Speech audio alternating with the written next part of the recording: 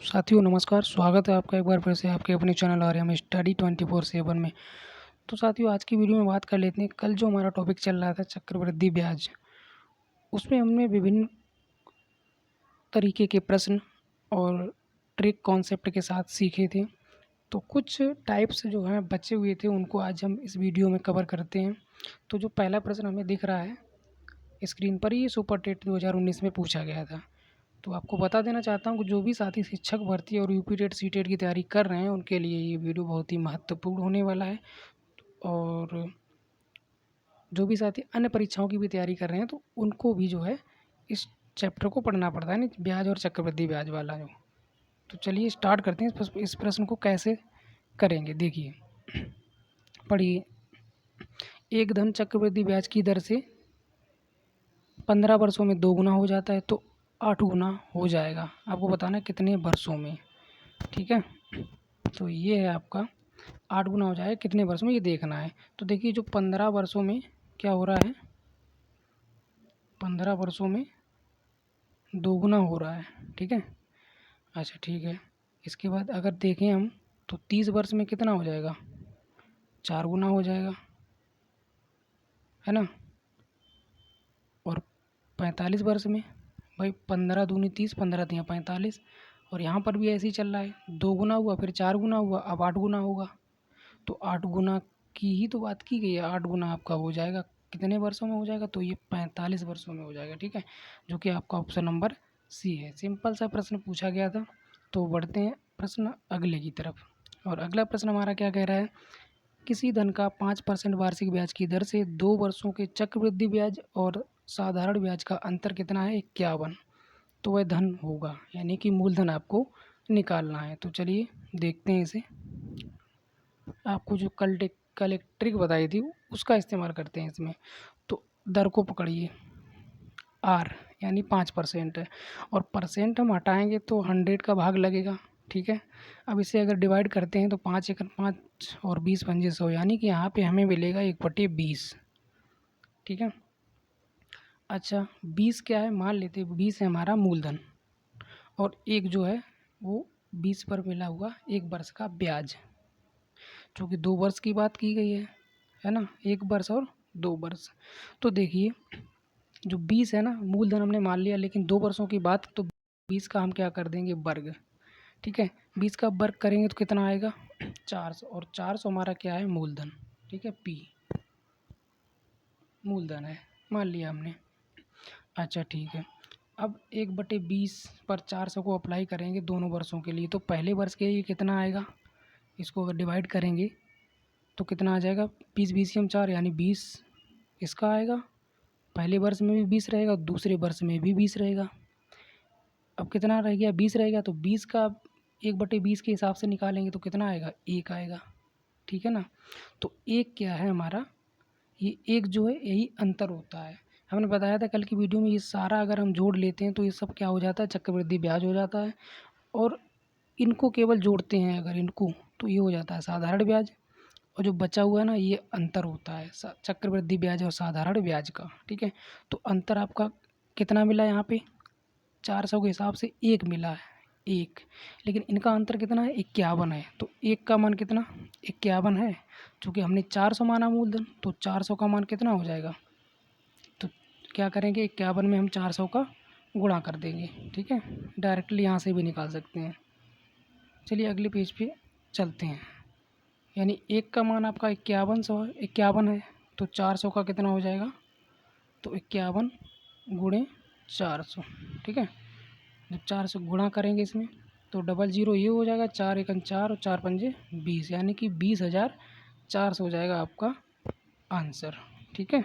20,004 यानी 400, यानी कि option number D is the right answer, जो कि यूपी टेट जूनियर लेवल में पूछा गया था 2016 में क्वेश्चन। तो बढ़ते हैं प्रश्न अगले की तरफ। और अगला प्रश्न क्या कह रहा है कि चक्रवृद्धि ब्याज पर जमा की गई 12,000 रुपये की धनराशि 5 वर्ष में दोगुनी हो जाती है, तो 20 वर्ष के बाद कितनी हो जाएगी, ये आपको बताना है। चूँकि राशि हमारी कितनी है, 12,000 रुपये है, 5 वर्ष में हो रही है कितनी, दोगुनी, ठीक है। 10 वर्ष में कितनी हो जाएगी, फिर 4 गुनी हो जाएगी। 15 वर्ष में कितनी हो जाएगी, आपकी हो जाएगी 2 दूनी 4 दूनी 8, यानी कि 15 वर्ष में हो जाएगी 8 गुनी। और 20 वर्ष में कितनी हो जाएगी? 8 दूनी 16 गुनी, 16 गुनी, है ना। तो 20 वर्ष में कितनी हो रही? 16 गुनी। और यही बताया गया कि 20 वर्ष के बाद कितनी हो जाएगी, तो 20 वर्ष के बाद हो जाएगी 16 गुनी। और है कितनी अभी? चूँकि राशि हमारी कितनी 12,000 है, ये दे रखा है पहले से 12,000, और 20 वर्षों में हो जाएगी 16 गुनी। तो 16 का जब हम गुणा करेंगे तो कितना आएगा हमारा? तो 3 जीरो तो हम पहले रख लेते हैं। अब इसका गुणा करेंगे तो 12 छंग 72 और 12 एकन 12 7 19, यानी ये आपकी आएगी 1,92,000, यानी जो कि ऑप्शन नंबर हमारा D is the right answer. उम्मीद करते हैं प्रश्न आपको समझ में आया होगा। तो बढ़ते हैं अगले प्रश्न की तरफ।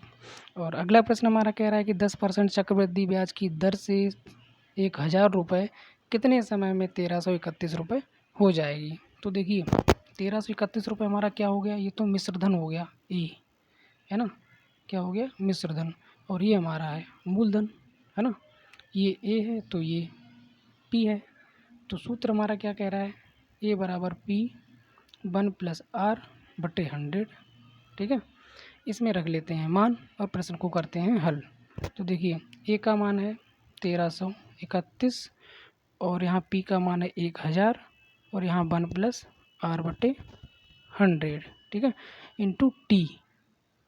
क्या पूछा गया है इसमें? 1 मिनट, प्रश्न में क्या पूछा गया है? कितने समय में, यानी समय पूछा। दर हमें दे रखा है कितनी? 10%।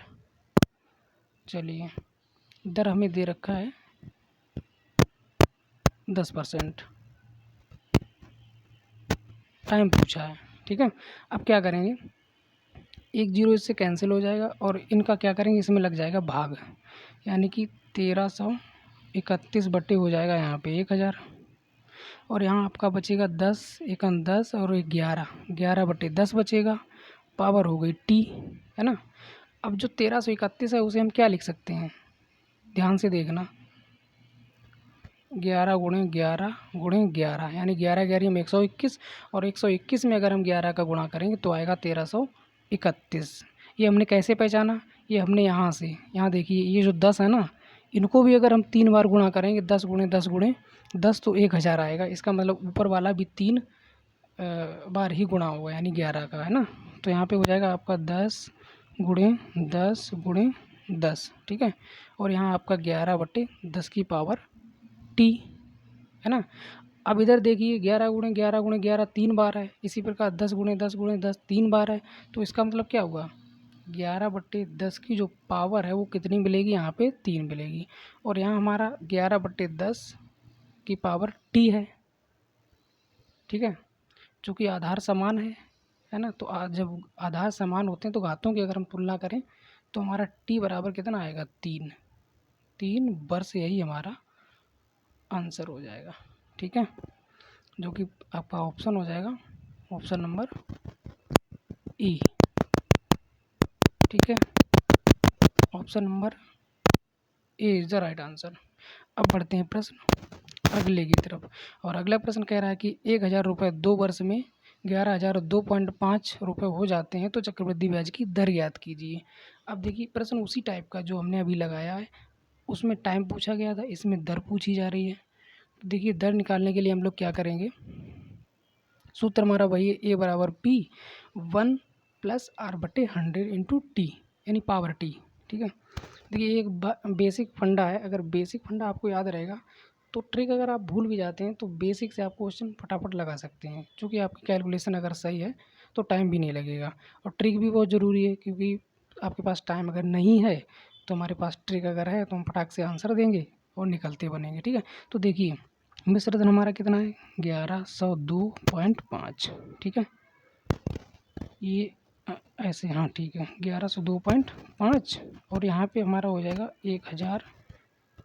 ये सूत्र में रख रहे हैं, ए बराबर पी है ना, वही है 1+R आपको निकालनी है बटे 100 इंटू टी दे रखा है कितना? 2 वर्ष, ये रहा, है ना।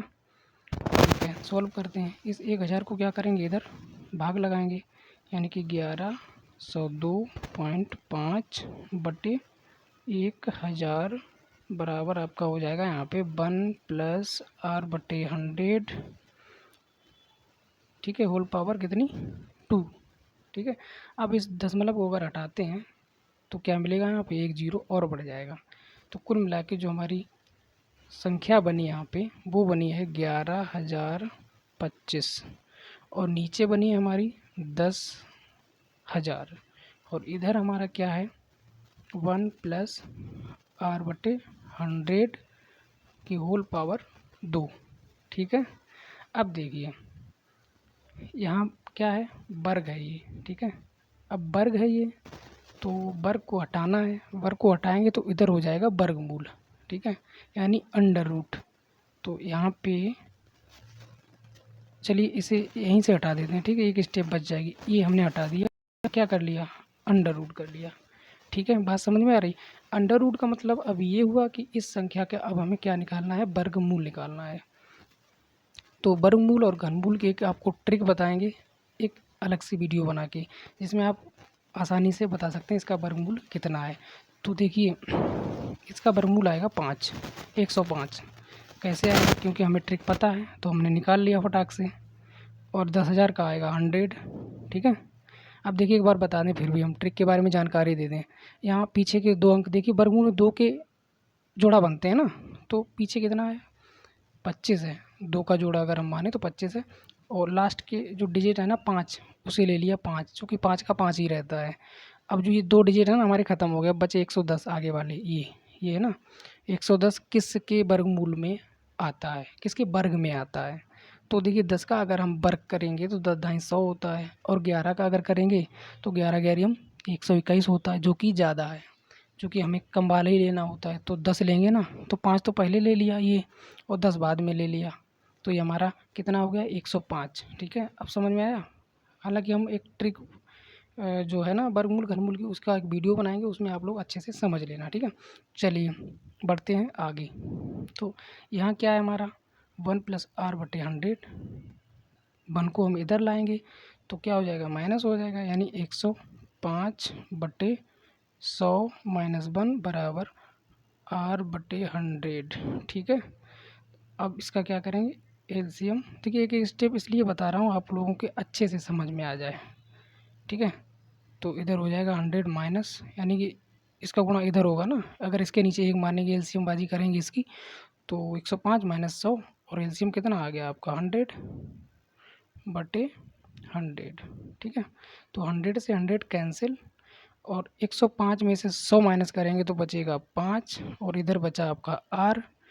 आर क्या है, दर है, मतलब दर जो आपकी निकली वो निकली है 5%, ठीक है। तो 5 आपका हो जाएगा राइट आंसर, यानी कि ऑप्शन नंबर ए। तो चलिए बढ़ते हैं प्रश्न अगले की तरफ। और अगला प्रश्न क्या है, पढ़िए आप लोग। किसी धन का 2 वर्ष का साधारण ब्याज 500 तथा उतने ही धन उतने ही समय और उतनी ही दर से चक्रवृद्धि ब्याज कितना है 520 रुपये। तो ब्याज की दर ज्ञात कीजिए। ये यूपीटेट 2013 में पूछा गया सवाल है। चलिए ये छोड़ते हैं आपके लिए होमवर्क, ठीक है। तो ये पर प्रश्न रहेगा होमवर्क, इसका आंसर आप लोग देंगे कमेंट बॉक्स में, ठीक है। तो ये आपके लिए प्रश्न है एक होमवर्क, आप लोग सॉल्व करें और आंसर को कमेंट बॉक्स में दें। और मिलते हैं कल एक और वीडियो में और अगले टॉपिक के साथ। तो अगला टॉपिक हमारा क्या रहेगा वो कल ही हम डिसाइड करेंगे, ठीक है। तब तक के लिए चलते हैं, नमस्कार, जय हिंद, जय भारत।